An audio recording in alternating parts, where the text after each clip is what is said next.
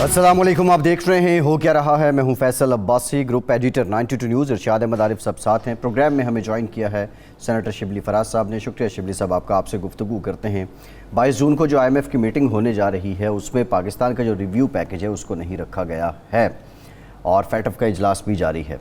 Dollar 205 रुपये की हद भी अबूर कर गया। इरशाद साहब, जब शिबली साहब की हुकूमत थी उस वक्त अवाम की हालत थी पतली और अब है पतली तरीन, यानी नाजुक से भी आगे हम जा चुके हैं व्हाट्सएवर। लेकिन ये जो मुल्क में चल रहा है, हम पंजाब असम्बली का हाल देख लें, वो विद ड्यू रिस्पेक्ट ईवान है, मुक़द्दस है, लेकिन वो एक मछली बाज़ार या एक जंजाल पूरा का मंजर पेश करता है। आज भी बजट पेश नहीं हो सका है। ये जो डिले आता है, आप समझते हैं कि इसका असर अवाम पे भी जाता है? अगर एक पॉलिसी या एक डॉक्यूमेंट पहले से अप्रूव्ड हो जाए तो कुछ रिलीफ अवाम को मिल सकता है, और ये क्यों हो रहा है? अब ये एक वतीरा ही बन चुका है इरशाद साहब।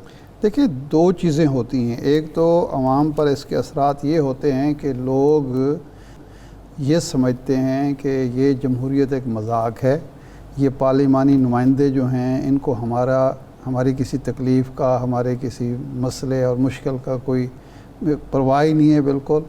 और दूसरा इसका पहलू ये होता है कि एक जो नौजवान नस्ल है उस पर क्या आप तासुर कायम करना चाहते हैं, क्या बताना चाहते हैं कि हमारे पार्लिमानी ऐवान कैसे हैं। अभी मैं सुन रहा था कि इम्कान ये है कि अब बजट इजलास या तो वज़ीर आला हाउस में मुनक़िद होगा या किसी निजी होटल में मुनक़िद किया जाएगा। ये एक मजाक होगा, ये उसी तरह का मजाक होगा जिस तरह असम्बली में पुलिस दाखिल की गई और असम्बली में पुलिस दाखिल करके वहाँ एक तमाशा लगाया गया।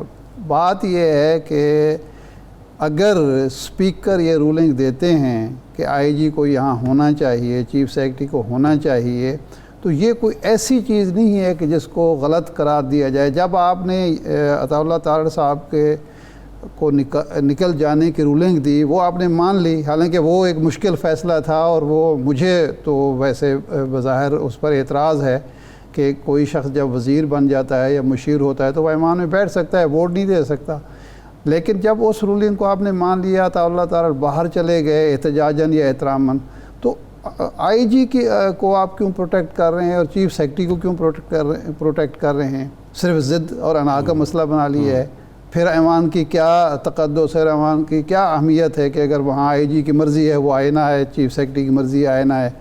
ये मैं समझता हूँ कि हुकूमत को ऐसा नहीं करना चाहिए और इजलास, बजट इजलास इसी ऐवान में पेश होना चाहिए और उसकी ही कोई कानूनी और आइनी हैसियत होगी। लेकिन खैर ये तो हम डिस्कस करते रहेंगे। शिबली साहब हमारे साथ हैं।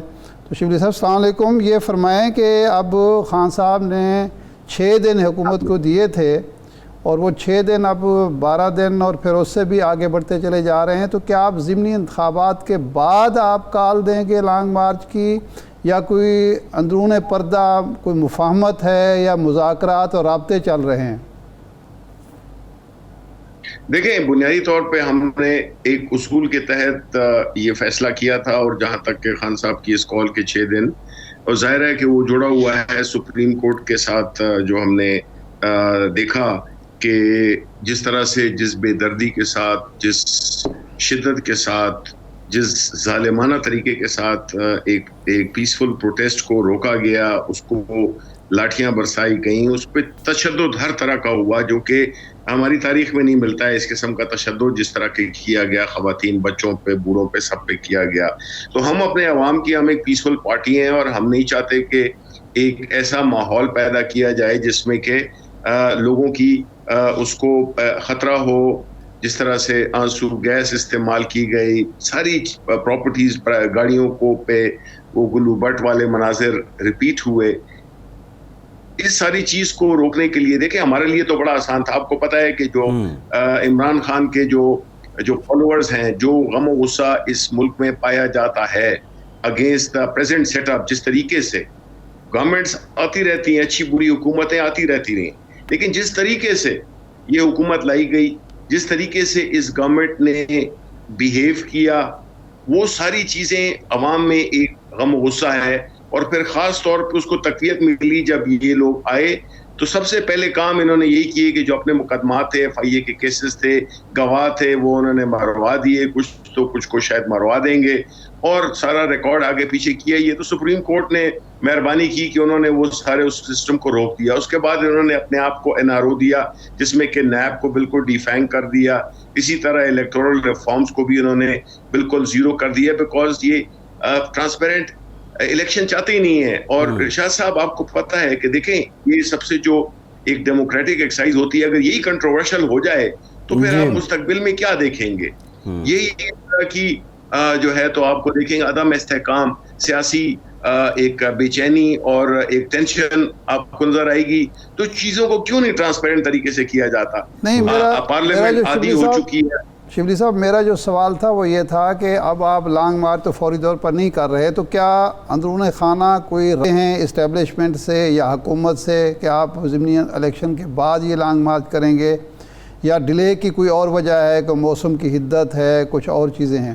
نہیں, ڈیلے کی وجہ دیکھیں جس طرح میں نے کہا نا کہ جو میں نے جو آپ کو پس منظر دیا ہے, میں نے آپ ہی کی بات کا جواب دیا ہے کہ ایسے ماحول میں جس میں کہ رانا ثناء اللہ جیسا وزیر داخلہ ہو, یعنی اور جس آپ نے یہ وہ فوٹیجز دیکھے ہیں جس طرح کے تشدد ہوا ہے ایک پرامن اس پہ لوگوں پہ, تو ہم سپریم کورٹ گئے ہیں کہ جی ہمارا یہ ایک بنیادی کانسٹیٹیوشنل حق ہے جو کہ ہمیں ایکسرسائز کرنے دیا جائے, اور وہ ہمیں اگر کلیئرٹی ملے گی تو ہم تو بالکل, خان صاحب نے تو آج بھی اپنے جو مزدور کنونشن میں جو بات کی ہے وہ یہی ہے. شبلی صاحب, بات یہ ہے کہ جب آپ ان کی حکومت گرانے جائیں گے تو کیسے ہو سکتا ہے کہ آپ کو فری ہینڈ دیں؟ پھر آپ کو پہلے پتہ ہونا چاہیے تھا. اگر رانا ثناء اللہ وزیر داخلہ ہیں, وہ بار بار کہہ رہے تھے کہ ہم نہیں نکلنے دیں گے. ماضی میں سوائے مولانا فضل الرحمان کے یا بلاول بھٹو کے لانگ مارچ کے, بے نظیر بھٹو کے لانگ مارچ ہوں یا قاضی حسین احمد کے, ہمیشہ تشدد ہوتا رہا ہے, لیکن سیاسی جماعتیں اس بات سے نہیں ڈرا کرتی, نہ سیاسی کارکن ڈرا کرتے ہیں. نہیں جی, دیکھیں پہلی بات تو یہ ہے کہ ہم اپنی حکومت کے جواب دیں. ہمیں نہیں معلوم, نہ دلچسپی ہے کہ ماضی میں کیا ہوا ہے اور کون سی پارٹیز نے کیا کچھ کیا ہے. ہم تو یہ جانتے ہیں کہ ہم نے جب یہ فضل الرحمان کا ہو, چاہے وہ بلاول بھٹو کا مہنگائی مارچ ہو, یا یہ جو الیکشن کمیشن کے سامنے جو انہوں نے نون والوں نے جتنے بھی کیے ہیں, ہم نے تو کبھی نہیں روکا. TLP کے ساتھ کیا کیا تھا سینیٹر صاحب؟ TLP کے ساتھ بھی تو یہی ہوا تھا نا, وہاں بھی تو ریاست حرکت میں آئی تھی. اچھا, تو آپ کہہ رہے ہیں کہ مطلب ہے ہم TLP ہیں؟ نہیں, جو TLP کے ساتھ آپ کے دور حکومت میں ہوا تھا, کیا ہوا تھا؟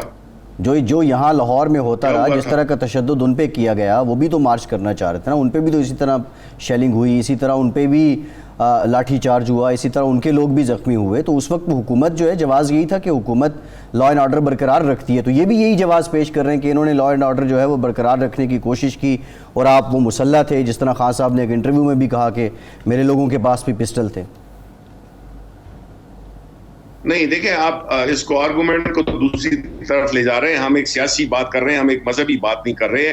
ہم ایک سیاسی پروٹیسٹ کر رہے تھے, اور ہم نے اس میں یہ دیکھا کہ جتنی بھی سیاسی پارٹیوں نے کی ہیں ان پہ ہم نے کوئی تشدد نہیں کیا. ان کو ہم نے آنے دیا, اس سے وہ ایکسپوز ہوئے, بیکاز عوام ان کے ساتھ تھی نہیں. چاہے PDM کے مارچ ہو, اس وقت میں انفارمیشن منسٹر تھا, میں نے یہ ساری چیزوں کو اپنی آنکھوں سے دیکھا ہے. اس وقت جو ہے, جو آپ کو پتا ہے, اگر آپ کو پتہ نہیں ہے میں ریپیٹ کر دیتا ہوں کہ جس طرح غم و غصہ پاکستان کے عوام میں, چاہے جو اس ملک میں رہ رہے ہیں یا وہ پاکستانی جو بیرون ممالک میں, آپ نے کبھی کسی تاریخ کے, ارشاد صاحب بھی بہت ان کی گہری نظر ہے, آپ تو ینگ ہیں, اس ملک میں کبھی نہیں ہوا. حکومتیں جاتی ہیں تو لوگ مٹھائیاں بانٹتے ہیں. یہ حکومت گئی ہے تو دنیا پوری پاکستان, چاہے وہ پاکستان تحریک انصاف کا ممبر تھا یا نہیں تھا, سارے پروٹیسٹ میں نکلے. ہم نے کہا تھا کہ جی امریکہ میں, آسٹریلیا میں, لنڈن میں, سعودی عرب میں, مڈل ایسٹ میں یہ جو سارا ریئیکشن دیا ہے, اس سے آپ کو پتا ہونا چاہیے, اس سے آپ کو اندازہ ہونا چاہیے کہ آیا یہ حکومت یا تو اتنی پاپولر تھی, اور یا اگر پاپولر نہیں بھی تھی, چوتھا سال تھا حکومت میں, لیکن جس طریقے سے اس حکومت کو, ایک ڈیموکریٹکلی الیکٹڈ حکومت کو جس سازش کے ذریعے ہٹایا گیا, تو جو عوام کا غم و غصہ تھا وہ تو نظر آ رہا تھا. اس کا مطلب یہ ہے کہ آپ جسٹیفائی کر رہے ہیں کہ جو تشدد ہوا ہے, چاہے وہ چونکہ ایک امیج بنا لی ہے, بیکاز ملک میں تو کرمنلز کا امیج بنتا ہے نا کہ جن کی بڑی دہشت ہے. شبلی فراز کی کیا حیثیت ہے, ایک ڈیسنٹ, یا ارشاد صاحب کی کیا حیثیت ہے, ایک ڈیسنٹ جرنلسٹ ہے.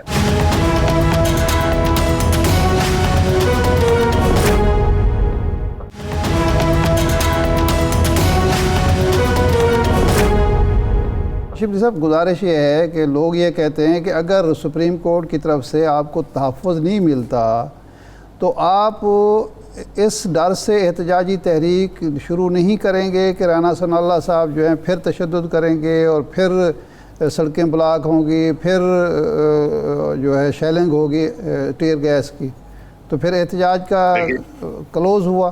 نہیں، دیکھیں ارشاد صاحب، میں آپ کے سوال، مجھے پتا ہے کہ you are asking this question in good faith, but اس کا جو ایک عام آپ کا جو ناظر ہے وہ یہ تاثر لے سکتا ہے کہ جیسے کہ ہم یہ چاہ رہے ہیں کہ کوئی جس طرح کے بھی حالات ہو، ہم نے اس ملک میں لا اینڈ آرڈر کی سچویشن پیدا کرنی ہے. یہ سوال تو آپ کون سے کرنا چاہیے کہ آپ لوگ کیوں ایک پرامن احتجاج والے جو ملک کی سب سے بڑی سیاسی پارٹی ہے، جس نے کہ لاکھوں کے جلسے کیے ہیں ٹل ویری ریسنٹلی پرامن طریقے سے، جس میں ایک پتا بھی نہیں ٹوٹا، آپ یہ سوال مجھ سے کر رہے ہیں کہ آیا ہم اس چیز کی گارنٹی کریں کہ یہ چیز ہم اس سے ڈر جائیں گے؟ اگر تو بات ڈرنے کی ہے تو پھر تو ہماری تو لاکھوں لوگ ہیں، ہم ان کو نہیں کر سکتے، اکسا سکتے. لیکن عمران خان تشدد نہیں چاہتا. ہم ایک پولیٹیکل پارٹی ہیں، ہم ایک پولیٹیکل پروسیس کے ذریعے آئے ہیں، ہم کرمینالٹی کی وجہ سے نہیں آئے ہیں. ہمارے کوئی بھی منسٹر جو تھے اس وجہ سے مشہور نہیں تھے کہ وہ بدماش ہے، وہ کرمینل ہے. صحیح. اچھا بالکل آپ درست فرما رہے ہیں، بالکل درست فرما رہے ہیں. یہ فرمائیں کہ اب خان صاحب ضمنی انتخابات کی تاریخ کا اعلان ہو چکا، کاغذات نامزدگی جمع ہو چکے. خان صاحب انتخابی مہم کے لیے پنجاب میں کب نکل رہے ہیں؟ کیونکہ جو آپ کے مخالفین ہیں حکومت والے، وہ کہتے ہیں کہ تو ان کو ہم نے مقدمات میں ڈال دیا ہے، اب ضمانتیں کراتے پھریں گے، مہم نہیں چلا سکیں گے. یہ تو شرم آنی چاہیے جی ان کو اس طرح کی باتیں کرتے ہوئے. ہم نے تو کبھی کسی پہ پولیٹیکل کیسز نہیں بنائے. کرپشن کے کیسز بالکل جو آج بھی ڈیو ہیں، جو کہ ایک پارٹی نے، پیپلز پارٹی نے نون پہ اور نون نے پیپلز پارٹی پہ کیے ہوئے ہیں، یہ وہ والے کیسز ہیں جو کہ ابھی تک یہ جس کا کہ فیصلہ نہیں ہوا بدقسمتی سے. لیکن جہاں تک انتخابات کی تعلق ہے، جس طرح ہم نے کہا، ہم کوئی ایک ریولوشنری کوئی آرمڈ گروپ نہیں ہے. ہم یا ELN یا فارک جس طرح کے یا سندیرو لومینوسو ساؤتھ امریکہ کے وہ ہم نہیں ہیں. ہم ایک ریفارمرز پارٹی ہیں، ہم ایک پولیٹیکل پارٹی ہیں. ہم ہر جگہ پہ کیمپین کریں گے اور یہی وجہ ہے کہ ہم وہ کوئی پولیٹیکل یا ڈیموکریٹک ایکسرسائز میں اپنے غیر حاضری نہیں کریں گے جس طرح کے ابھی یہ کیے ہیں. لوٹوں کو دیکھیں، یہ کتنی بڑی کنٹریبیوشن ہے پاکستان تحریک انصاف کی. لوٹوں کو پہلے کوئی ڈسکوالیفائی کرتا تھا، لوٹے تو پھرتے ہوتے تھے، آپ ڈومینیٹ کرتے تھے. تو آپ کو تو انکریج کرنا چاہیے اس قسم کے سٹیپ پہ کہ یہ عمران خان کی کنٹریبیوشن ہے کہ اس نے جو لوٹےازم ہے اس کو تو اس نے ایسا ننگا کر دیا ہے، ایک ایسا ایک گناہ بنا دیا ہے جو کہ پہلے ایک عام سی بات تھی. اب جو ہے جو لوٹا بنے گا وہ جو کہ ہمارے پولیٹیکل عدم استحکام، سیاست استحکام کا ایک بنیادی رکن تھا، پلر تھا، اس کو ہم نے توڑ دیا ہے. اب جو الیکشنز ہو رہے ہیں اس میں ہم بالکل کنٹیسٹ کریں گے، اس میں خان صاحب بھی جائیں گے اور انہوں نے کہا ہے کہ ہر وہ لوٹے کا جو حلقہ ہے اس میں وہ خود جا کے تو جلسے کریں گے. تو ہمارا کیمپین ابھی آلریڈی شروع ہو گیا ہے. باوجود اس کے مختلف قسم کے ہتھ کنڈے استعمال کیے جا رہے ہیں. دیکھیں ارشاد صاحب، آپ، میرا ریکویسٹ ہے میڈیا سے، میں آپ سے پرٹیکولرلی نہیں بات کر رہا، کہ جو چیزیں ہو رہی ہیں یہ اس ملک کو بہت پیچھے لے گئی ہیں اور اس کو بہت پیچھے لے جائیں گے. آپ کا ڈیموکریٹک پروسیس ایک فارس، ایک گھوسلا بن گیا ہے. اس میں آپ کو دیکھنا ہوگا کہ ہر ایک کو ایک لیول پلینگ فیلڈ ملنی چاہیے. اور جو یہ انہوں نے امینڈمنٹس کی ہیں جو کہ EVM اور اوورسیز کو دیا ہے، اس سے ظاہر ہوتا ہے کہ میں اس میں اس پروسیس میں بڑا کلوزلی انوالو رہا ہوں کہ یہ پروسیس جو ٹرانسپیرنسی کا ہے، جو کریڈیبل الیکشنز کا ہے، وہ ہم اچیو نہیں کر پائیں گے بیکاز یہ لوگ، انہوں نے ہمیشہ دھاندلی کی ہے، انہوں نے ہمیشہ دو نمبر طریقے استعمال کی. شبلی صاحب آخری سوال، حامد خان صاحب کی ملاقات ہوئی خان صاحب سے اور کچھ اور لوگ بھی ان کے ساتھ تھے، تو اب یہ اچھی بات ہے. میں تو سمجھتا ہوں کہ جو پرانے آپ کے لوگ تھے جو اصولی سیاست کرنے والے واپس آ رہے ہیں. ایک تو یہ اکبر ایس احمد کو بھی آپ واپس، اکبر ایس بابر کو بھی آپ واپس لے رہے ہیں، اور کون سے لوگ ہیں سابقہ جو آپ کے الیکٹیبلز کی وجہ سے پیچھے ہو گئے تھے واپس لا رہے ہیں آپ؟ دیکھیں جی، حامد خان کا ہمارا یہ بیسیکلی ظاہر کرتا ہے کہ ہماری کسی کے ساتھ، چاہے وہ نواز شریف، شہباز شریف، رانا ثناء اللہ، کوئی بھی ہو، ان کے ساتھ ہماری کوئی ذاتی دشمنی نہیں ہے. یہ ہم ملک کے لیے کر رہے ہیں. اور اگر ہم اپنی پارٹی میں وہ سلیکٹڈ حامد خان ہماری پارٹی کے ایک وکیل تھے اور ہمارے بڑے ایک اچھے ایسٹ تھے. جہاں تک اکبر اس بابر کا تعلق ہے, یہ تو وہ کیا ہیں جو ہیں, مطلب ہے کہ ان کو تو سوال ہی نہیں پیدا ہوتا کہ ان کو ہم واپس لیں. انہوں نے تو جو پارٹی کو نقصان پہنچایا ہے ذاتی اناء کے لیے, ذاتی اناء اور اصول پرستی یہ دو مختلف چیزیں ہیں. اصول پہ جو ڈفرنس کرتا ہے ہمیں کرٹیسائز کرتا ہے, جو ہمارے خلاف بات کرتا ہے ہم اس کو مانتے ہیں. اب جہانگیر ترین ہے, اس نے تو ہمارے خلاف وہ باتیں نہیں کی جو کہ علیم خان نے کی ہیں. تو اکبر اس بابر جو کہ پارٹی کو بیسیکلی کسی کے ایما پہ ڈسٹروائے کرنے کے لیے لگا ہوا ہے, اس کو ہم کیوں لیں گے؟ اس کا مطلب جہانگیر ترین کو لیا جا سکتا ہے واپس. دیکھیے میں یہ کہہ رہا ہوں کہ ایک شعر ہے فراز صاحب کا, اگر وہ میں آپ کے اینڈ میں وہ سنا دوں. جی بچھڑا وہ جس ادا سے دکھ تو اسی کا ہے, کہ ساری بات محبت میں رکھ رکھاؤ کی تھی. علیم خان نے رکھ رکھاؤ نہیں استعمال کیا. جہانگیر ترین نے وہ کہ میں بالکل ایز اے انڈیویجول میرا اوپینین ہے کہ اس نے کوئی ہلکی بات نہیں کی ہے. تو ہم جو ہے تو مطلب ہے کہ ہم ان کے خلاف کوئی بات نہیں کرتے. جی ٹھیک ہے شبلی صاحب, thank you very much for your time. Shibli Faraz صاحب موجود ہیں, ایک بریک لیتے ہیں, بریک کے بعد دوبارہ حاضر ہوتے ہیں.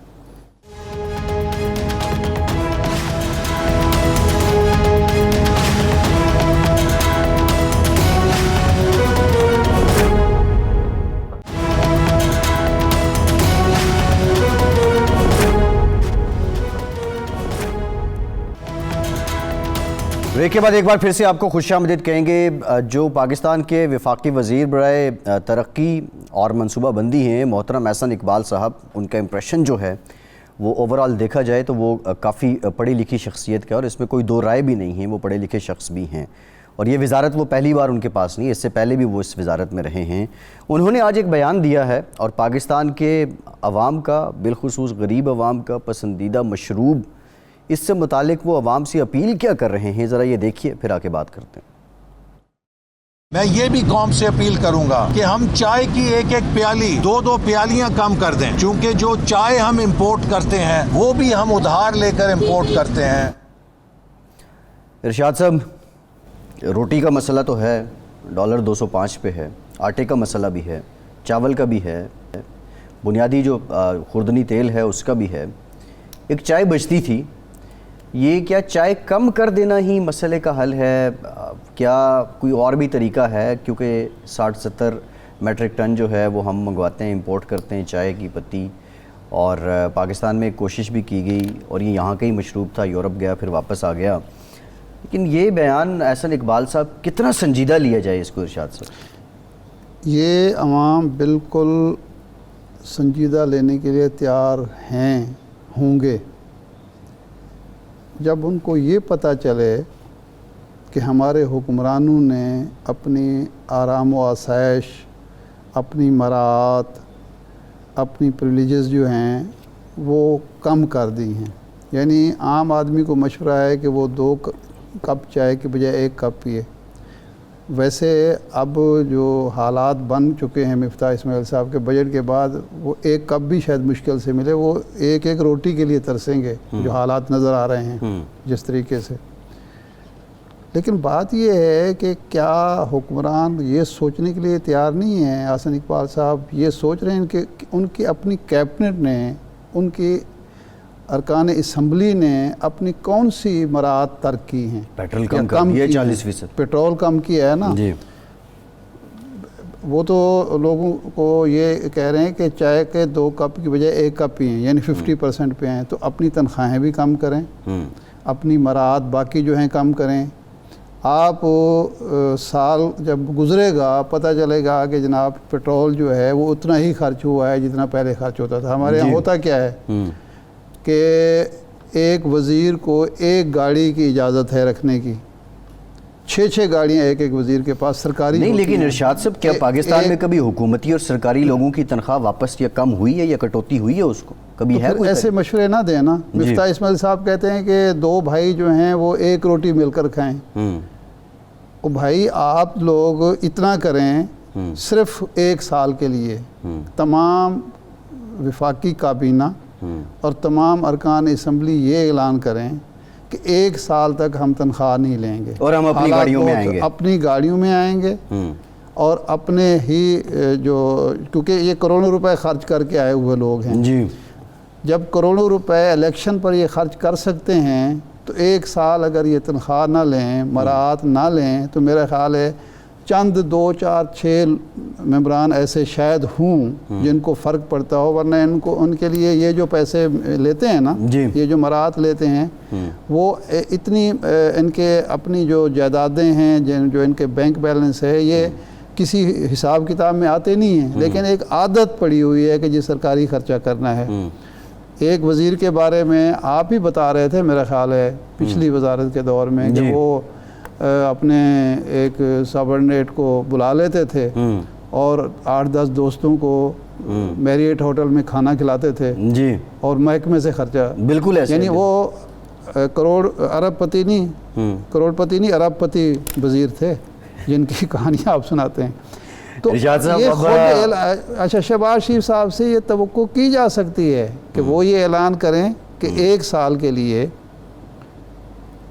کوئی وزیر تنخواہ نہیں لے گا، کوئی رکن اسمبلی تنخواہ نہیں لے گا، کسی قسم کی کوئی، اس سے جو ہوگا کوئی بہت بڑی بچت نہیں ہوگی کہ کوئی 1000 ارب بچ جائے، 800 ارب بچ جائے، لیکن اس کا ہوگا کہ عام آدمی بھی سوچے گا کہ جب یہ اپنا پیٹ کاٹ رہے ہیں تو ہمیں بھی پیٹ کاٹنا چاہیے۔ اچھا، میں یہ کام نہیں کریں گے، لوگوں سے توقع کریں گے۔ شہباز شریف یہاں صاحب ہمارے ہاں حکمرانوں کی بات کو اسی لیے سنجیدگی سے نہیں لیا جاتا کہ وہ بات کہہ رہے ہوتے ہیں جو خود کر نہیں ہوتے، جو خود نہیں کرتے وہ کہتے کیوں ہو؟ بالکل، یہ بڑی امپورٹنٹ بات آپ کر رہے ہیں ارشاد صاحب۔ یہ جو اپیل ہماری طرف سے وزیر اعظم صاحب کو ہے کہ اگر حقیقتاً ملک میں نازک صورتحال ہے معاشی اعتبار سے، اقتصادی اعتبار سے، یہ 1 سال کے لیے خرچے اپنی تنخواہ نہ لیں، مراعات نہ لیں، اپنی ذاتی گاڑی نہیں، میں تو یہ کہتا ہوں کہ ترقیاتی بجٹ بھی 1 سال کے لیے آپ منجمد کیوں نہیں کرتے؟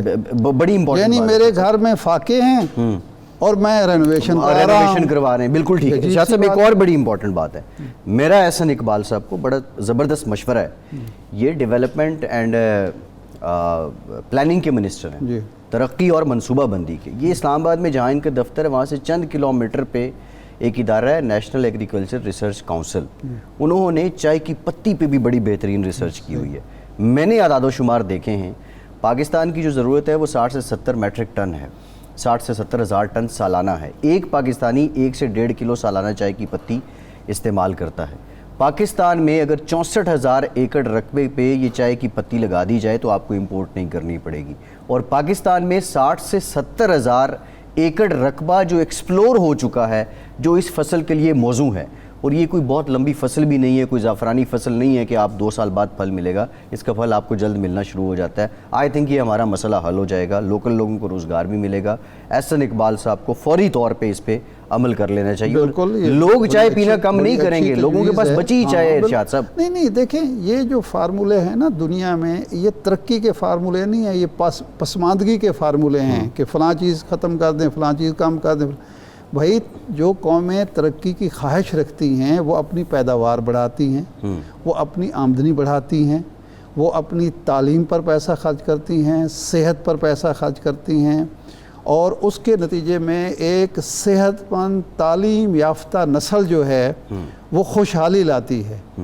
ہماری ترجیحات میں نہ تعلیم ہے، نہ عوام کی صحت ہے، ہماری ترجیحات میں سڑکیں ہیں، ہماری ارشاد صاحب یہ تعلیم سے مجھے یاد یعنی گاڑی چلانے کی تمیز نہیں ہے، ٹریفک سینس نہیں ہے، گاڑیاں بڑھتی چلی جا رہی ہیں، سڑکیں چوڑی ہوتی جا رہی ہیں، اور صحت جو ہے وہ گرتی جا رہی ہے، اور ایک ایسی نسل پیدا کی جا رہی ہے ان پڑھ، جاہل، اور جس کی تربیت بھی نہیں ہوئی، اور معاشرے کو آپ جنگل بناتے جا رہے ہیں۔ صبح اٹھتے ہیں، دوپہر کو ٹی وی کھولتے ہیں، قتل کی، لڑائی کی، جھگڑے کی، زیادتی کی یہ خبریں سننے کو ملتی ہیں۔ بالکل ایسے ہے ارشاد صاحب، تعلیم کا عالم یہ ہے، ہائر ایجوکیشن کا بجٹ جو ان کے معمول کے اخراجات کا ہے 65 ارب روپے ہے، اور جو انفراسٹرکچر ڈیولپمنٹ کا بجٹ ہے وہ 43 ارب روپے ہے۔ R&D ریسرچ کا، تحقیق کا کوئی بجٹ ہی نہیں ہے۔ یونیورسٹیوں نے تحقیق کرنی ہوتی ہے، یہاں پہ یونیورسٹیاں بنائی جا رہی ہیں لیکن یہاں پہ تحقیق کرنے والا کوئی نہیں ہے۔ اس سے بھی زیادہ زیادتی یہ ہے کہ جو پرائمری ایجوکیشن ہے، جو بنیاد ہے، اس کے لیے وسائل نہ ہونے کے برابر ہیں. بالکل ٹھیک ہے. یعنی آپ ہائر ایجوکیشن جو ہے اس پر زیادہ اخراجات ضرور کریں, اس پر بھی ہونے چاہیے, لیکن اصل جو آپ کی پرائمری ایجوکیشن جو ہے, مڈل ایجوکیشن ہے, وہ تو آپ کے اسکول بند ہو رہے ہیں اور وہ آپ نے سارا پرائیویٹ کر دیا. سرکاری اسکول جو تھے ان کو پروموٹ کرنے کی ضرورت تھی تاکہ غریب کا بچہ, ذہین بچہ جو ہے وہ سرکاری اسکول میں جا کے اچھی تعلیم حاصل کرے, وہ آگے بڑھے اور پھر ہائر ایجوکیشن بھی آئے گی.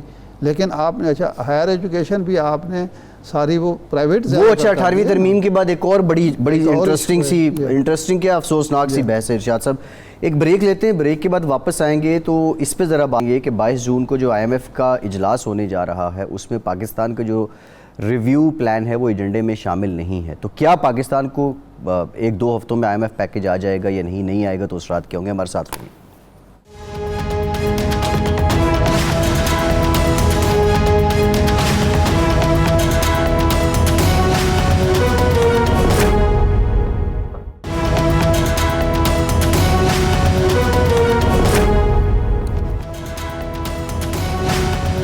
بریک کے بعد ایک بار پھر سے آپ کو خوش آمدید کہیں گے. ہمیں جوائن کیا ہے عائشہ غوث پاشا صاحبہ نے, وزیر مملکت برائے خزانہ ہیں. بہت شکریہ عائشہ صاحبہ آپ کے وقت کا. عائشہ صاحبہ جو میڈیا رپورٹس میں آ رہا ہے کہ 22 جون کو IMF کی میٹنگ میں پاکستان کا جو ریویو پلان ہے وہ ایجنڈے میں شامل نہیں ہے, تو کیا مزید ڈیمانڈز کی جا رہی ہیں IMF کی جانب سے, کیونکہ بجٹ ڈرافٹ آپ نے پیش کر دیا ہے, اب IMF کیا چاہ رہا ہے؟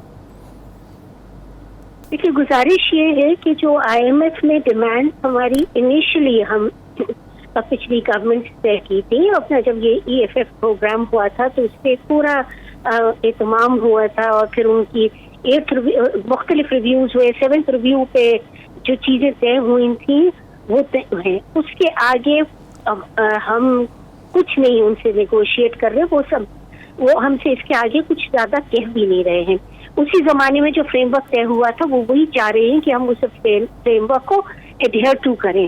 پرابلم ہوئی کیا, دسمبر 21 تک تو پچھلی گورنمنٹ ٹریک پہ رہی. 7th ریویو جب آیا ہونے لگا تو وہ کیونکہ ارلی 2022 تھا, اس میں پچھلی گورنمنٹ نے کل ڈیویٹ کر گئے پلان کے حساب سے.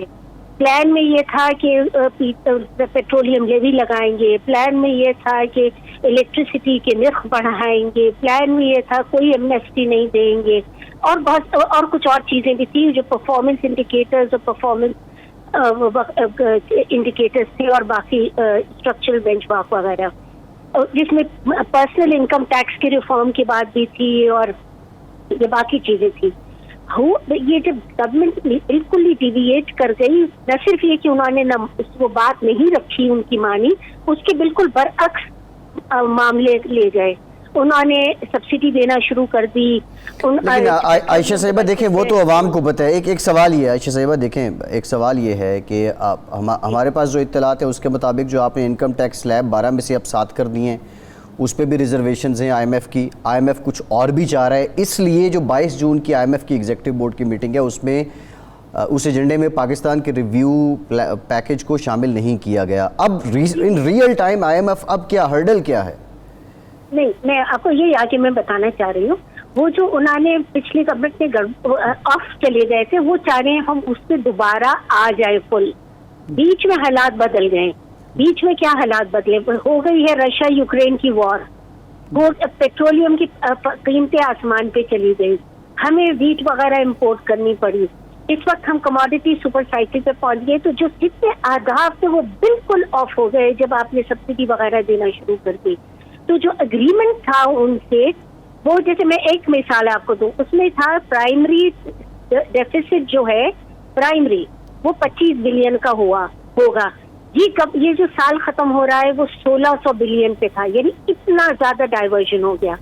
IMF ہم سے صرف یہ کہہ رہی ہے کہ ان کو دوبارہ آپ نے, ہم ایڈیشنلی کچھ نہیں مان رہے ان کا, وہ ہم سے یہ کہہ رہے ہیں دوبارہ کر دیں. اب وہ دوبارہ لے کر آنے میں ہمارے, کیونکہ حالات اتنے بدل گئے اور اتنا سلپیج ہو گیا پچھلی حکومت کی وجہ سے کہ اب بہت زیادہ ایڈجسٹمنٹ ہو گیا. ہم نے پیٹرولیم لیوی کا بڑھایا, ہم نے جو آپ پرسنل انکم ٹیکس کی بات کر رہے ہیں وہ پرسنل انکم ٹیکس سے ہم نے تھوڑا ریلیف اس لیے دینا چاہا کیونکہ PDL یہ پیٹرولیم پرائسز بہت بڑھ گئی. باقی جو یوٹیلیٹی پرائسز ہیں وہ بڑھ گئی ہیں اور انفلیشن بہت زیادہ بڑھ گیا ہے. تو ہم چاہ یہ رہے ہیں کہ ہم ان سے کہیں ہمیں بھی تھوڑا سا اور ریلیف دے دیں, اسی لیے یہ ایکشن میں تھوڑا سا ڈیلے ہوا ہے.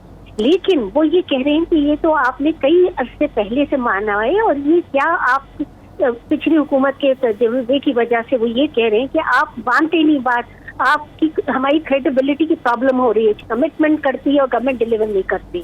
یہ پچھلی گورنمنٹ کی وجہ سے ہوا ہے. تو اس لیے یہ تھوڑا سا ہمارا بات آگے بڑھ رہی ہے, لیکن ٹائم لگ رہا ہے. ڈاکٹر صاحب یہ فرمائیں, رکھنے کا نہیں تھا. ڈاکٹر صاحب یہ فرمائیں کہ اب جو بات آگے بڑھانے کے لیے یا فائنل کرنے کے لیے اب پٹرول کی ڈیزل کی قیمت میں کتنی مزید اضافہ کریں گے 1 جولائی تک, اور اس کے علاوہ اور کون سے اقدامات فوری کریں گے تاکہ یہ معاملہ آگے بڑھے, فائنل ہو, اور آپ IMF اور آپ کے درمیان جو اعتماد کی بحالی کا عمل ہے مکمل ہو جائے؟ دیکھیے میری گزارش یہ ہے, اس وقت تو ہم جس چیز پہ بالکل فوکس کر رہے ہیں وہ یہ ہے کہ جو پیٹرولیم کی سبسڈی دی گئی تھی, یعنی قوت جو پرائس خرید کی ہے جس پہ ہم لے کر آتے ہیں پیٹرولیم اور جس میں ہم بیچتے ہیں, وہ اس کا فرق ختم ہو جائے. قوت جس پہ کتنے روپے کا فرق ہے ابھی فی لیٹر کتنے روپے کا فرق ہے عائشہ صاحبہ؟ یہ بھی ذرا سا ڈیلی بدل رہا ہے. اب کل تک پیٹرولیم کی قیمت جو تھی 123 تھی ڈالرز پر بیرل, اب وہ پیٹرول کی قیمت جو ہے $1 اور بڑھ گئی. تو یہ میں ذرا آپ کو یہ بتانا چاہتی ہوں کہ یہ کوئی فکسڈ نمبر نہیں ہے. یہ روز پیٹرولیم کی تقریباً پیٹرول انٹرنیشنل مارکیٹ پہ بڑھ رہا ہے, جس کو ہمیں پاس تھرو کرنا پڑنے کی ضرورت پڑے گی, اور ہم اس کو دیکھیں مینیج کر رہے ہیں. یہ بھی نہیں چاہ رہے کہ اوور لوڈ کر لیں لوگوں کو, شہریوں کو, پاکستانیوں کو, لیکن ہمیں یہ کمٹمنٹ ایک ہے جو صرف IMF کی کمٹمنٹ کی وجہ سے نہیں, ہمیں اپنا ہاؤس ان آرڈر کرنے کے لیے بھی کرنا پڑے گی. اسی کی یہ سبسڈی ہم کسی حال کوئی گورنمنٹ اس کو یہ برداشت نہیں کر سکتی, جس تیز رفتاری سے یہ بڑھائی جا رہی ہے. اور سچی بات تو ہے, یہ ٹارگٹ بھی 80% اس کا بینیفیشری تو ایک اپر انکم گروپ آج ہے, وہ طبقہ ہے جو کہ جسے کہنے چاہیے جو صاحب ثروت ہے. ہم ان کو کیوں سبسڈی دیں قرضے اٹھا کے ملک پہ؟ تو اس کا میں کوئی سینس بنتا نہیں ہے. اب ہم اس کو نمبر میں آپ کو اس لیے نہیں بتانے میں ذرا وہ کر رہی ہوں, جھجک رہی ہوں, یہ روز کے حساب سے قیمت اس کی بڑھ رہی ہے. لیکن عائشہ صاحبہ اب مسئلہ یہ ہے نا, دیکھیں ایک مسئلہ یہ ہے, IMF ابھی ریویو نہیں کر رہا, ہمیں کنسیڈر ابھی نہیں کر رہا, ہمارا جو لیٹر آف کمفرٹ ہے وہ نہیں آئے گا تو دیگر لینڈنگ ایجنسی سے پیسے نہیں آئیں گے. دوست ممالک کی جو ہے وہ ایڈ وہ بھی ایک حد تک اس سے مشروط ہے. روپے پہ دباؤ بڑھ رہا ہے. ان حالات میں جس طرح روپی ڈی ویلیو ہو رہا ہے, IMF پیکج آنے تک آپ کیا سمجھتی ہیں کہ ڈالر کہاں تک جائے گا؟ اور یہ برڈن تو ہماری پرچیزنگ کیپیسٹی بھی کم ہوگی, یہ تو مسائل پھر بڑھتے ہی جائیں گے. تو IMF کے علاوہ کسی اور آپشن پہ حکومت غور کر رہی ہے؟ میں گزارش آپ کو یہ کروں, دیکھیں ڈالر کی قیمت کا تو کوئی آدمی نہیں بتا سکتا اس اسٹیج پہ. آپ کو گزارش صرف یہ ہے کہ جو اس وقت ہماری ایکسٹرنل فائنینسنگ نیڈز ہیں, جو ہماری ضروریات ہیں, جو ہمیں باہر کے ممالک کو چاہے دینا ہے, چاہے وہ امپورٹ جو ہے اس کو فائنانس کرنا ہے, چاہے جو ہمارے قرضہ جات جو واپس کرنا ہے وہ دینا ہے, یعنی جتنی ہماری بیرونی ملک ہم ایکسٹرنل نیڈز ہوتی ہیں ان کو پوری کرنے کے لیے اس وقت ہمیں IMF کی ضرورت ہے. اس لیے وہ اس کی وجہ سے ہمارے لیے بہت سارے اور دروازے کھل جاتے ہیں, ملٹی لیٹرل, بائی لیٹرل, دوست ممالک, کمرشل مارکیٹ, جن سے ہم ڈالر جا کے لے سکتے ہیں.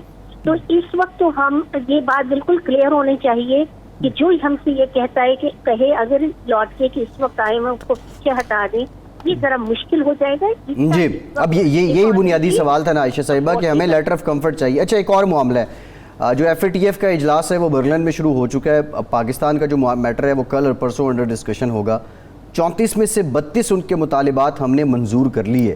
اب کیا اس میٹنگ میں پاکستان جو ہے, ہوپ تو ہمیں ہے کہ ہم گرے لسٹ سے نکل جائیں گے, لیکن اس کے لیے کام کتنا ہو چکا ہے, اور موسٹ امپورٹنٹ ڈپلومیسی کا فیکٹر کتنا امپورٹنٹ ہے FATF کی گرے لسٹ سے نکلنے کے لیے؟ دیکھیے اس وقت اس میں الحمدللہ بہت پیش رفت ہوئی ہے, اور ہم اس وقت میرے خیال سے if all said and done ہمیں اس گرے لسٹ میں اب رہنا نہیں چاہیے, ہمیں ان کو نکال دینا چاہیے. بٹ جو آپ بات کہہ رہے ہیں وہ بہت امپورٹنٹ ہے. اس میں صرف یہ سب ٹیکنیکلٹیز نہیں ہے کہ ہم نے کیا کیا کیا نہیں کیا. جو ان کی ریکوائرمنٹس تھی وہ ہم سسٹمیٹکلی ساری پوری کر رہے ہیں. کچھ چیزوں میں تھوڑی تھوڑی سی جو اوپر نیچے ہو گیا وہ بالکل معمولی چیز ہے. ہم میری کبھی امید ہے کہ ہم نکل جائیں گے. But the important part is the diplomatic effort. اس لیے کہ دیکھیے گزارش آپ سے یہ ہے کہ گرے لسٹ میں تو ہم سے بہت ہمیں جس طرح رکھا ہوا ہے, جس طرح جو پیش رفت کی ہے حکومت پاکستان نے, اس کے باوجود گرے لسٹ سے ہم نہیں نکالے. تو اس میں یہ باتیں بہت ساری انڈیکیشن تو یہ پولیٹیکل بھی ہے, اور ہمیں اپنے ڈپلومیٹک ایفرٹس کو جاری رکھنا چاہیے. اس کے بغیر کام آگے نہیں بڑھے گا. ہم نے ایسے اسٹیٹمنٹس بھی بارہا سنے ہیں انڈیا وغیرہ کی طرف سے کہ یہ ان کے لیے ایک پولیٹیکل معاملہ ہے, یہ ٹیکنیکل معاملہ نہیں ہے. تو ہم کیوں اپنے آپ کو یہ ایفرٹ سے روکیں. میرا تو خیال یہ ہے کہ یہ بہت امپورٹنٹ ایلیمنٹ ہے کہ IMF بھی اس کا ذکر کرے جو پہلے کبھی نہیں ہوا. اس EFF میں انہوں نے کیا ہوا ہے FATF کا ذکر. تو اس میں ہمیں کبھی امید ہے ہم نکل جائیں گے.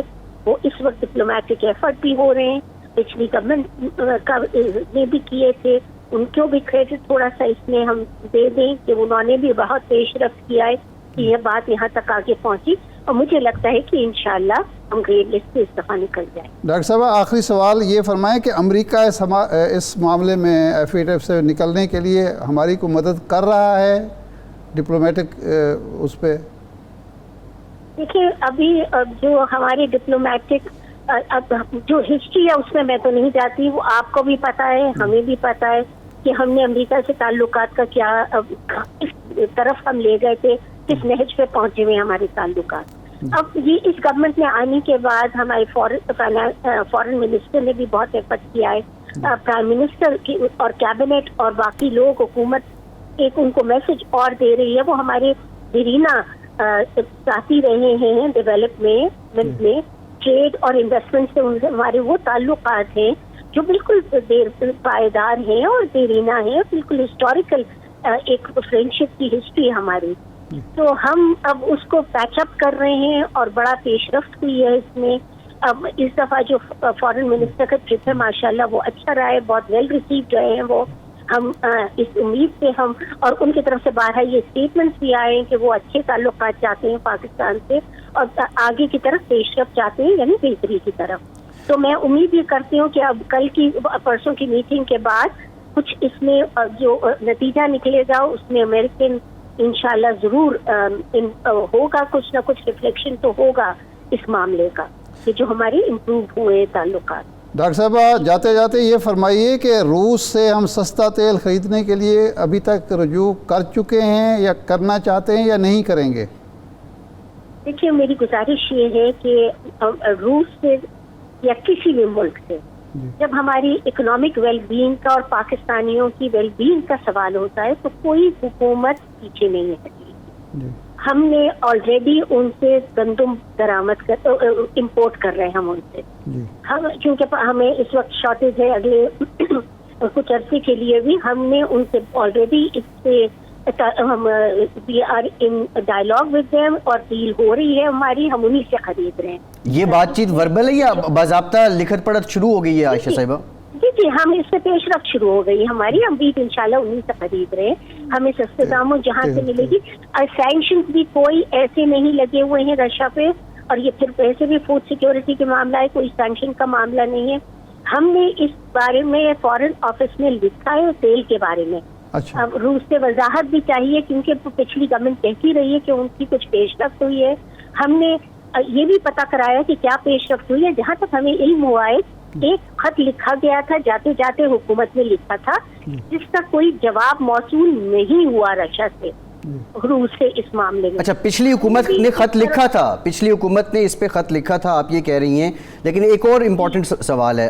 فیٹف میں ہم امریکہ کی مدد چاہ رہے ہیں, تیل ہم روس سے خریدنا چاہ رہے ہیں, ہاؤ ٹو بیلنس دیٹ, اس میں توازن کیسے لایا جائے گا؟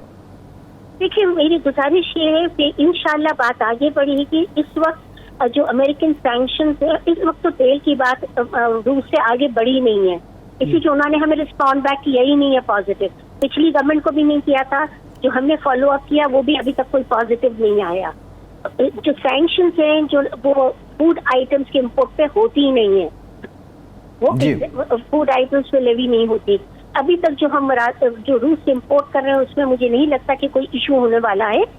अमेरिकन हमारे जो वो है ताल्लुकात पे या प्रैक्टिस पे इंशाल्लाह हम कभी ठीक है कि ये सब चीजें डिप्लोमेटिक है, ये इंशाल्लाह सॉल्व हो जाएंगी। ठीक, बहुत शुक्रिया आयशा गौस पाशा साहिबा, वज़ीर ममलिकत बाना हमारे साथ मौजूद थी। इरशाद साहब आपका शुक्रिया। प्रोग्राम का टाइम ख़त्म हो गया, इजाज़त दीजिए।